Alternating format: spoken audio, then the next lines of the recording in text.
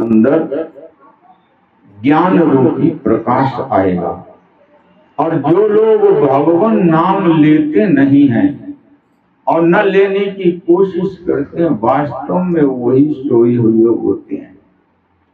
ये जो तत्वदर्शी महापुरुष होते हैं, ये तत्व ज्ञान रूपी दिन में सदा जगे रहते हैं। ये जो दिन बताया गया है, यह दिन नहीं है जैसे रात्रि है और दिन है। इससे ये जीव न सोया होता है न जागा होता है। वास्तव में जागना यह है कि जो भगवान नाम का आधार लेता है अपने जीवन में, कि हमको हर सूरत में भगवान नाम अंदर अपने चलाते रहना है। यह क्रिया उसको करनी है। स्थिति परिस्थिति किसी भी प्रकार की हो तो उसके हृदय के अंदर जो तत्व ज्ञान रूपी दिन होता है, वही प्रकाश होता है, वही व्यक्ति जागा हुआ होता है। क्योंकि एक तत्व ज्ञान है और एक संसार का अंधकार है। तो तात्विक ज्ञान है, यह बताता है कि तुम पंच भौतिक शरीर नहीं हो, तुम सूक्ष्म शरीर नहीं हो, तुम कारण शरीर नहीं हो। तीन शरीर इस जीव को प्राप्त होते हैं जो भगवान से विमुख होता है। पंच भौतिक शरीर जो दिखता है, सूक्ष्म शरीर मन बुद्धि चित्त अहंकार, जो मन में जैसा चलता है, जो हृदय में जैसा चलता है, इंद्रियां वैसा ही क्रिया करती हैं। इसलिए सूक्ष्म शरीर जो होता है वास्तव में क्रिया वो करता है, और जो कारण शरीर होता है वो अज्ञान का होता है। अज्ञान का मतलब ये होता है कि तुमने न ईश्वर को जाना, न अपने आप को जाना, न संसार को जाना, न भगवान की माया को जाना, न जीव को जाना, न ज्ञान को जाना, न अंधकार को जाना। जब तुमने कुछ जाना ही नहीं, तब तुम अज्ञान रूपी, अज्ञान तुम्हारे पास प्रमुख रूप से प्रबल संस्कार बना। जो अज्ञान रूपी प्रबल संस्कार बना, उसी ने कारण शरीर का जन्म दिया और उसी ने सूक्ष्म और ये पंच भौतिक शरीर आपको हमको दिया हुआ है।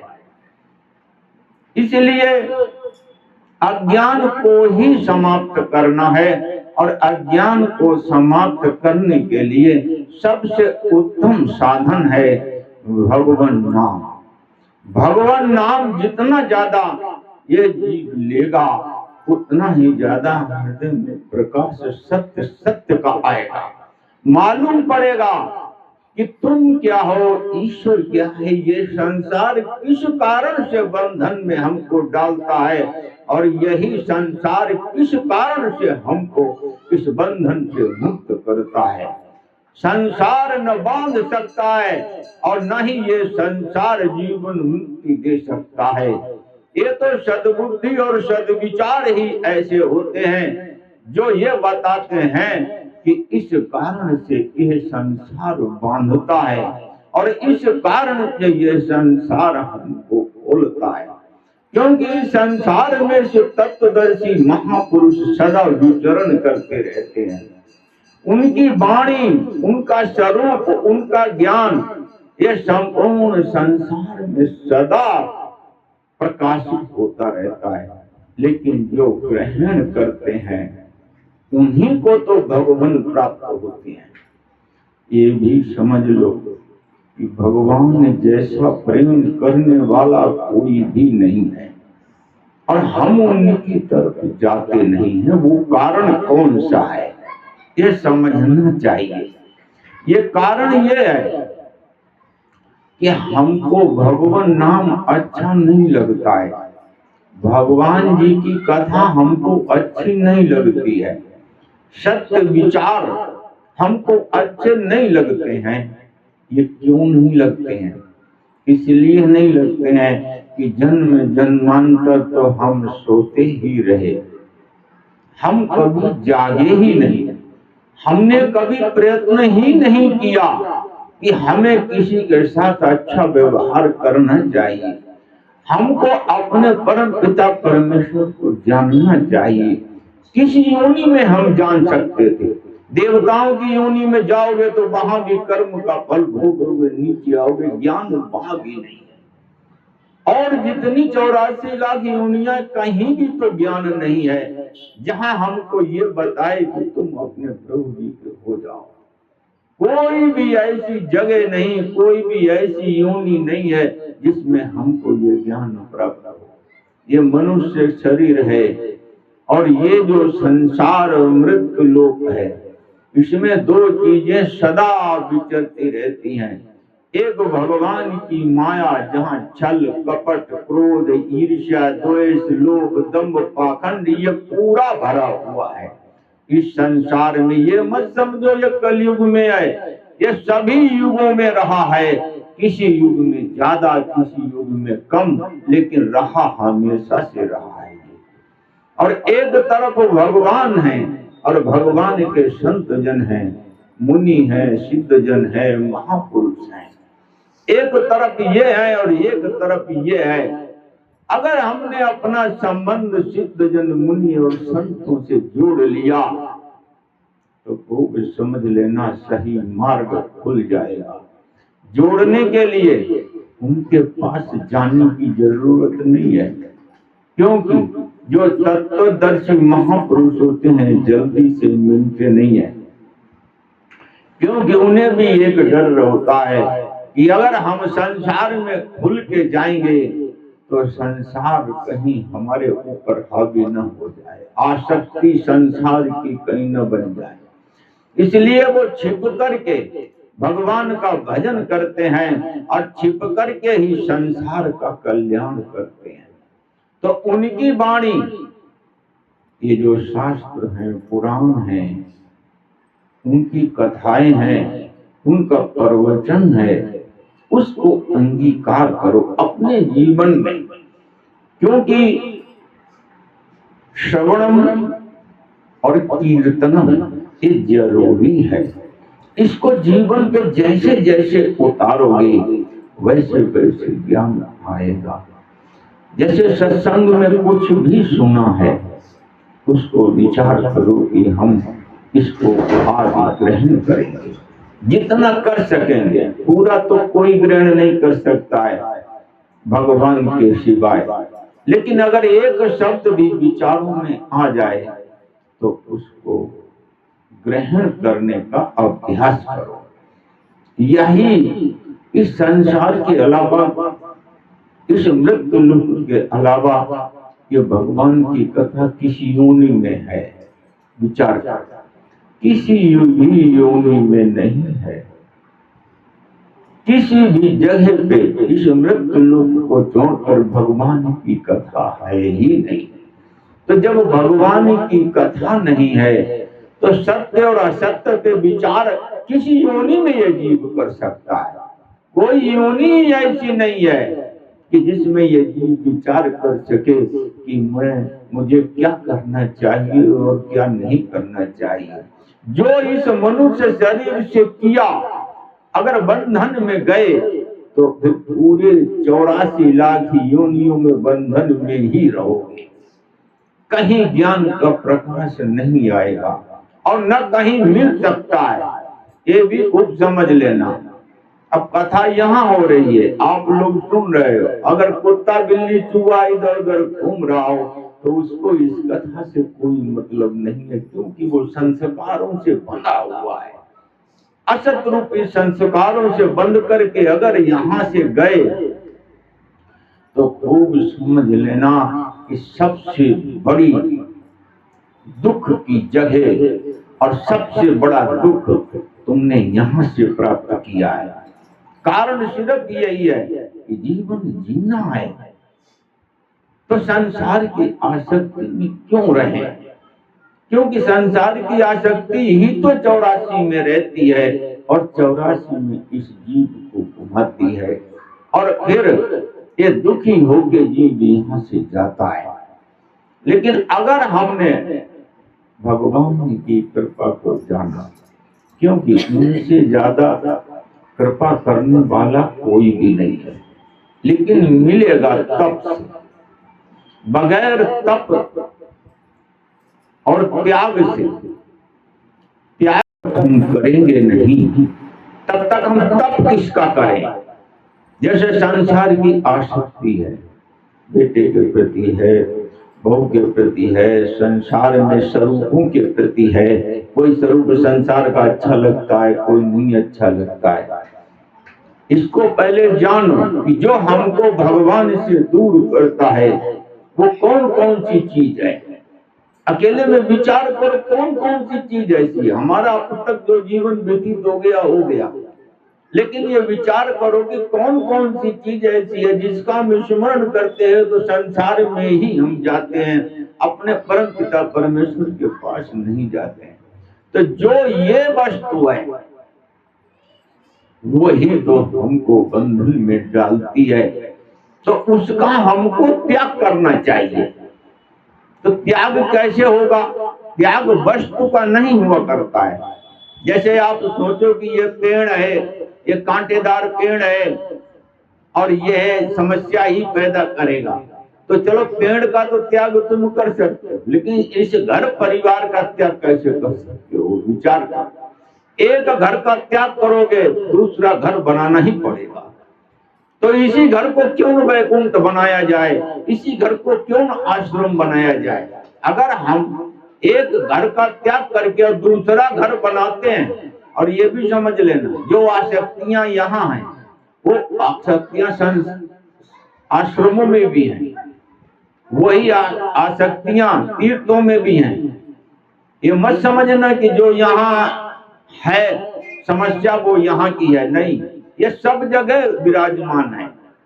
लेकिन ये देखो कि कौन सी वस्तु ऐसी है जो हमको अपने प्रभु जी से, अपने स्वरूप से दूर करती है, उसका त्याग करो। पूरी तरीके से करो। ये नहीं है कि थोड़ा करो ज्यादा करो, नहीं। जो चीज हमको ईश्वर से अलग करती है उसकी आसक्ति का त्याग कर दो। और दूसरा, तप का मतलब यह है कि जिससे परमात्मा और संत, विद्वान और ज्ञान जिससे आता हो उसको ग्रहण करो। यह तप होता है। सच्चा तप यही है। तप का मतलब यही है कि जो चीज हमको सुख देने वाली है, हमको हमारे प्रभु जी की ओर ले जाने वाली है, हम उस मार्ग पे चलते रहें, ये तप है। और त्याग, जो उस मार्ग पे बाधा बने उसका त्याग करते हुए चलो। एक वस्तु का नहीं। तुमको भगवान के स्मरण में तुम जैसे ही बैठते हो उस समय पर देखो कि भगवान स्मरण में आते हैं कि नहीं आते। एकदम नहीं आएंगे। अभ्यास करो बैठने का, और जब अभ्यास करो बैठने का तो ये भी अभ्यास करो कि हम भगवान के कौन स्वरूप का स्मरण करें। फिर उसमें ये देखो भगवान के चरणों से स्मरण शुरू किया जाता है, उनकी कृपा से, फिर उनके पूरे स्वरूप को, फिर उनकी लीलाओं को, उनके गुण को, उनके प्रेम को। अब प्रभु जी का प्रेम, प्रभु जी के गुण, प्रभु जी की लीलाएं तो कथाओं में मिलती है, सत्संग में मिलती है। अब जब हमने सुना तो ये देखो कि स्मरण में प्रभु जी आए या ना आए, अपने आप को बनाओ कि मुझे बैठना है।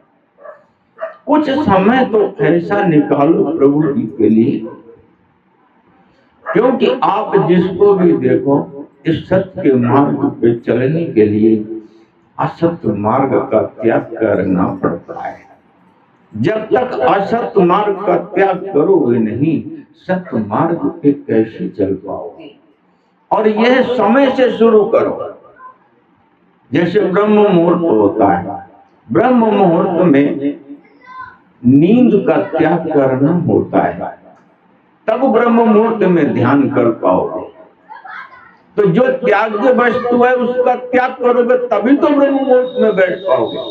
अगर तुम सोते ही रहो और फिर कहो कि जब संसार जग गया 6 बजे और तुम उस समय पूजा पे आओ, तो मन लग जाएगा पूजा। चाहे जितनी जोर से तुम पाठ करो, कहीं कोई खटरा कहीं कोई खटरा, सब समस्याएं तैयार रहेंगी आप। इसलिए हमारे ऋषि मुनियों ने कहा है कि 3 से 6 बजे के बीच में योगी जागता है। जिसको भगवान चाहिए, जिसको ईश्वर चाहिए, वो 3 से और 6 के बीच में नहीं सोता है। ये समय का ध्यान दो। कुछ समय तो अपने ईश्वर के लिए निकालो, मन लगे या न लगे। लेकिन अब एक तो ये निद्रा का त्याग किया नहीं।